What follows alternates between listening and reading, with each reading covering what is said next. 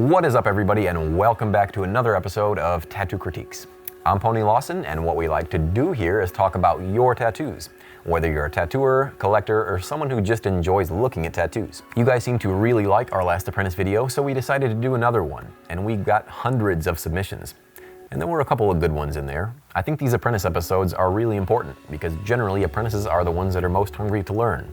And a lot of times they're the worst tattoos. Even if your tattoo didn't get featured in this week's video, hopefully there's something you can find that will help you along your journey as an apprentice. You're going to want to make sure to stick around to the very end of the video, where we talk about my favorite tattoo of the episode, as well as my featured artist of the week. Alright, let's see what was sent in.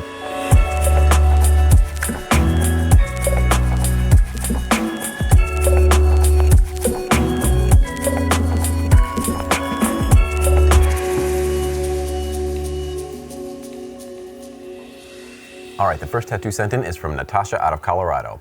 And Natasha, you sent in this little kunai blade that looks like it might be some sort of anime character inside.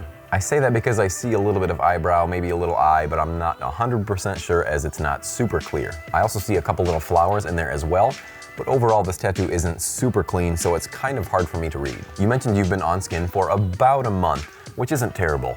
But where you're at now, I would be focusing more on tattoos that are comprised strictly of outlines. Tattooing script can actually help out quite a bit, even if that's something you're not going for in the long run. When you're tattooing script, you have to pay attention to things like cleanliness, consistency, and keeping everything even. Looking at this tattoo, I just think you really need to nail down those outlines before moving on to shading. If you look at the line on the left side of the blade, you can tell it's one continuous line, it's just very wonky. And if you look at the outline on the right side of the blade, you can tell exactly where you stopped and started, giving it kind of a jagged edge. And even when you look at the eyeball in the middle of the blade, for the most part, we all know that eyeballs are pretty circular, and this one is not. And it's also pretty scratchy. This is one of those things that you really need to nail, as it is a focal part of this tattoo. I would be very curious to see what your stencil looked like, as I don't know how you went off the rail so much on that leftmost line. If you had trusted your line a little bit more and that line were perfect, there's no reason that line should be so jagged. There are a couple other lines in the tattoo where the lines just don't finish. They don't come to an end. They kind of just stopped abruptly. Also, those little oval shapes that are in the chain or rope that is holding onto the kunai is also just very inconsistent. Some of those shapes are just a lot bigger than others. To be frank, I just think your outlines are all over the place, and I think that's something that you should be working more on, is just putting down solid, clean outlines and making sure you have a very concrete stencil and then paying attention to and trusting that stencil. So thank you so much, Natasha, for sending that in and letting me talk about it. All right, the next tattoo is sent in from Dillon Sheehan. And Dillon, you mentioned in your email that you like to analyze your tattoos after you finish each one and you find something wrong. Well, let me tell you, every tattoo artist on this planet is doing the same exact thing. We all like to look at our tattoos afterwards and just analyze all the little things that we did wrong and hate ourselves for it afterwards. Even to this day, 20 some odd years into tattooing, I still get the same feeling. So you're not alone, and I think that's a good thing. It really shows that you want to learn from every single tattoo that you do. If you ever find yourself comfortable in tattooing, that's when you plateau. Always critique your own work, find out what you did wrong and make those changes. But let's get into the tattoo. So here we've got a nice cross hanging out with some clouds and some nice sky background. And initially, right off the bat, I can tell that this sky is very well saturated. However, there are some other issues that I want to talk about. The first big one being the bottom cloud. I'm not sure why you decided to end it off like that, as it's not coming super close to his nipple, so I'm not sure why you decided to end the line there. I'm assuming you wanted to give it some sort of softer feel, but I think you could have done that without those abrupt lines. Those two abrupt lines there with the skin tone in the middle just really makes it seem harsh. If you tapered off those lines just a little bit more, I think it would have given it that softer effect. There's also an area where it seems like you may have shaded in where I think it's supposed to be a cloud behind the ray, but I want to say you shaded it in yellow. Because if you look at the ray over here, you can see the cloud behind these rays, so I think that's what you were going for, but it just doesn't read that way. There are also some heavier lines than others in this tattoo, which I'm not sure are blown out, but they might have been sculpted. And sculpting basically just means going over a line to make it fatter. A lot of times, sculpting lines can end up with a rough heel, or sometimes you can just make those lines a lot fatter than they were. It takes some finesse to get some good sculpting. I could be wrong here, but if we look at that second cloud up from the bottom, it seems like maybe you flattened that cloud a little bit, so you tried to puff it up a bit by adding that extra line weight. Again, I could be wrong, that's just what it looks like. Back to the sun rays, I think you would have done a little bit better had you tapered those lines off and not ended them so harshly. It would have just made those rays seem like they're kind of dissipating off into the air rather than just ending so abruptly. And the bottom ray doesn't really connect. It kind of disappears behind that cloud, got drunk, and then, I don't know. It seems like most of these lines don't end straight, rather they kind of end at a slight slant. So again, had you tapered those off, I also feel like it would have eliminated those slants. The cross itself is okay. There are a couple lines I think you could have adjusted to help the perspective, but overall it's not that bad. I wouldn't have shaded those clouds so dark. Typically clouds are generally white, so usually a little shading goes a long way, especially since you've got all that color in the background. You don't really need it. And speaking of the color in the background, this is probably my favorite part of the tattoo, as this seems very saturated. I do wish you had faded out the blue a little bit more though, as there are a couple parts in this tattoo that kind of also seem to stop abruptly. And you can remedy that by just mixing it with a little bit of water. You know, take that blue, dip it into your rinse cap and kind of just slowly push that out. Same thing with the yellow. Dip it into your rinse cap and kind of just slowly push those yellows out to where it blends with that skin tone. So after looking at this tattoo, I think generally your main issue is feathering. Feathering lines, feathering coloring, feathering shading. Everything you have in this tattoo just seems to stop abruptly. Nothing seems to have a nice feather to it. I think it's great that you're critiquing your own tattoos, but you have to apply what you learned from those tattoos to your new tattoos. Otherwise, you're just gonna be going in circles. Mama always said, if you don't use it, you lose it. But thank you so much, Dillon, for sending that in. All right, the next tattoo is sent in from Kodi out of South Carolina. And Kodi, you sent in this little devil Cupid baby. It's pretty cute. This is the kind of tattoo that I think most apprentices should be tackling, at least for the first half of their apprenticeship. Get those lines down, down, down. I think this tattoo is a great example of showing consistency and control in a small outline tattoo. These are the kinds of tattoos that you can tell when somebody did something wrong. You can tell immediately because there isn't a lot there. This is why I think apprentices should be tackling these in specific. When you try to tackle a bigger tattoo when you're still fresh on in your apprenticeship, that's when a lot of things go wrong. Because you're trying to rush and get those lines done. You're not trying to rush as fast when you're focusing on something like this. Not only that, but when you get into bigger tattoos, having the muscle memory from tattoos like this is only going to build your confidence and make those bigger tattoos even better. For example, the next tattoo you sent in.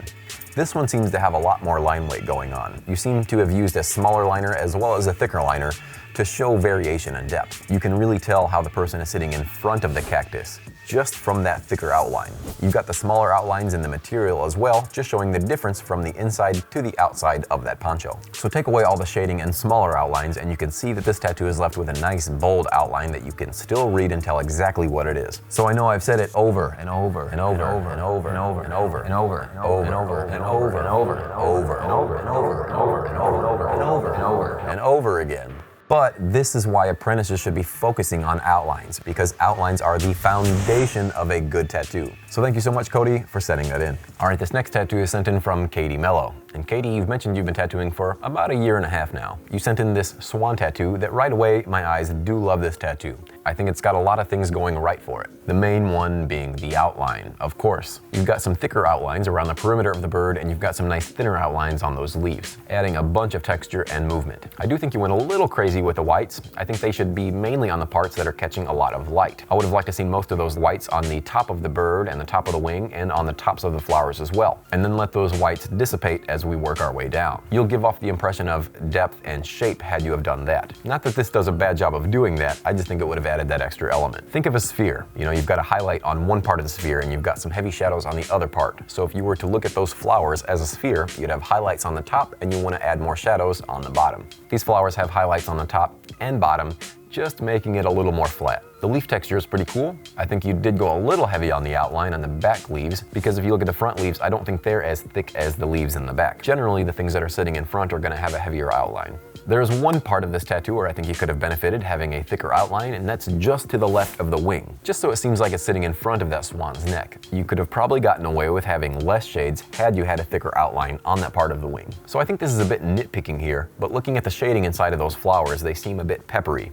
I would have liked to seen those shades used inside those leaves and had the shades inside the flowers be very, very soft. And I know that's kind of outside the apprentice wheelhouse, but I think that's something that you should be focusing on next. Had those flowers had that nice soft shading, it would have really brought some nice contrast to the table. Overall, this is a pretty solid tattoo, Katie. There are just a couple things that I would have worked on. You know, really focusing on your light and shadows, putting those where they belong, and working on some super smooth shading. You know, maybe tackle a tattoo or two that is really focusing on that so you can really hone that skill. But thank you so much for sending that in. All right, the next tattoo is sent in from Joe Findley.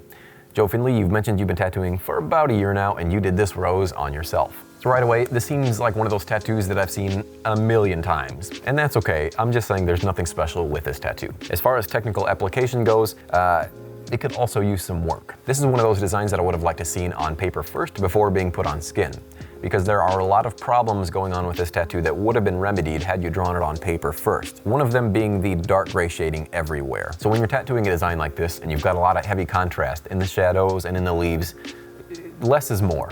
You want to keep those dark shades in the shadows, but for the most part, you want to see a lot of skin tone. Also, the picture isn't really doing you any justice as I'm seeing a lot of glares, so it's hard for me to judge or critique anything that's going on in the center of this tattoo. Keep that in mind when sending in stuff in the future. Something I've preached before, and even on this episode, is study light and shadow. There are a lot of shadows going on in this tattoo that really shouldn't be there. There should always be a battle between shadow and light.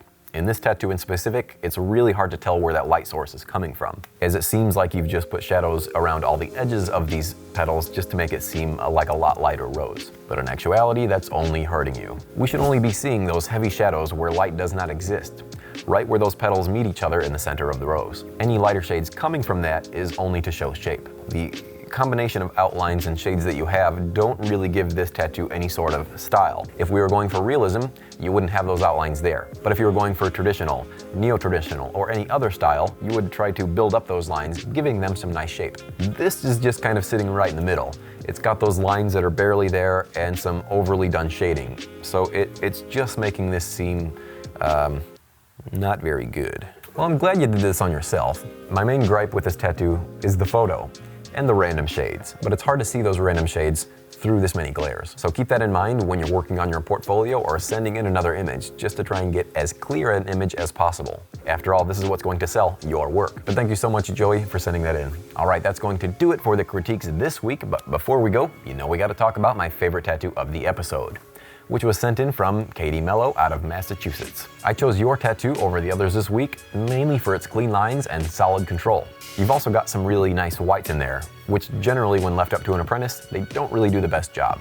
And although I do wish you used them a little more sparingly, your technical application wasn't bad. So Katie, I think you're on the right track, and I'd really like to see some of your stuff in the future. So thanks once again, and congrats. All right, now before we cut this short, I want to talk to you about my featured artist of the week, which is Paul Terry, out of Warrington, England. Paul Terry's really got a style all of his own. If you see a tattoo of his out in the wild, you immediately know it's his. And although they're not overly complicated, he shows you how you can turn one subject into a million different designs. Something as simple as a rose can be done over and over and over again and still look different each time you do it. His outlines are clean and his coloring is right where it needs to be. His tattoos are a great example of how fundamentals will follow you through your entire tattoo career. So head on over to Paul's page, give him a follow, and check out all of his amazing work. All right guys, thank you so much for sticking around to the very end of the video. And remember, if you want to see your tattoos on this channel, you can do so by sending them to ponycritiques@gmail.com. Just make sure to label whether or not you're an artist or collector. It just makes it a lot easier for me. So make sure you subscribe, like, and comment on this video. I know I'm not the best at commenting back, but I love to hear your guys' conversations and see what you guys think. All right, see y'all next week.